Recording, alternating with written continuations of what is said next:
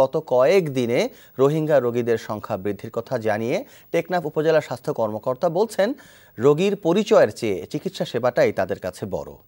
ইকরাম চৌধুরী টিপুকে সাথে নিয়ে আরও জানাচ্ছেন চয়ন রহমান, ক্যামেরায় শেখ নজরুল ইসলাম। পরিবার পরিজন নিয়ে আসলাম ব্যাপারে বিভিন্ন সীমান্তে 7 দিন ঘুরে অবশেষে ঠাঁই নিয়েছেন বাহারছড়া ক্যাম্পে।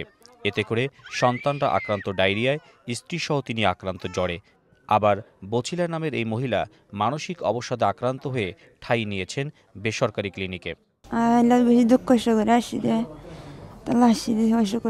ডায়রিয়া অসুখ হয়ে তো তারা হাই না পারে, কিছু লই না পারে। তো আয়ারে হস্ত করি আয়ারে হাল্লা রাইতর বেশি হস্ত ভাই বাসাইব হইতে কাগজে দাবাই করি টাকারি টিয়ানাই।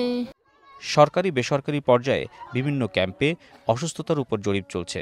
তাতে দেখা যাচ্ছে মিয়ানমার থেকে আসা শিশুদের অধিকাংশই আক্রান্ত অপুষ্টি ডায়রিয়ায়।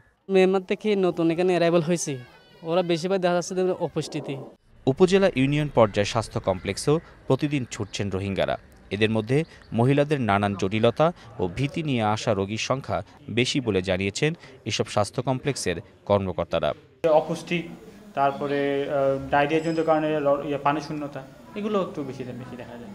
তাদেরকে আমরা প্রয়োজন হলে আমরা তাদেরকে স্যালাইন দিচ্ছি, বা খাবার স্যালাইন দিচ্ছি, অথবা শিরায় স্যালাইন দিচ্ছি, যার যেটা প্রয়োজন। আমার যখন হেলথ সার্ভিস চলছে, আমাদের জন্য তো patient is a patient regardless of the origin. তো সহ পেশেন্ট ভিতরে নূতনকে পুরাতনকে সেটা তো বোঝার কষ্ট। পর্যাপ্ত ওষুধের ব্যবস্থাও রাখা হয়েছে বলে উপজেলা স্বাস্থ্য কমপ্লেক্স থেকে জানানো হয়েছে। মিয়ানমার থেকে যেসব রোহিঙ্গারা আশ্রয় নিয়েছেন বিভিন্ন ক্যাম্পে, অপুষ্টিসহ নানান জটিলতায় তারা চিকিৎসা সেবা নিচ্ছেন বেসরকারিভাবে পরিচালিত এসব হাসপাতালগুলোতে। উপজেলা স্বাস্থ্যসেবাগুলোতেও রয়েছে ভিড়। উপজেলা স্বাস্থ্যসেবা কর্মকর্তারা বলছেন তারা তাদেরকে রোগী হিসেবে চিকিৎসা দিচ্ছেন। চয়ন রহমান, এনটিভি নিউজ, লেদা, টেকনাফ।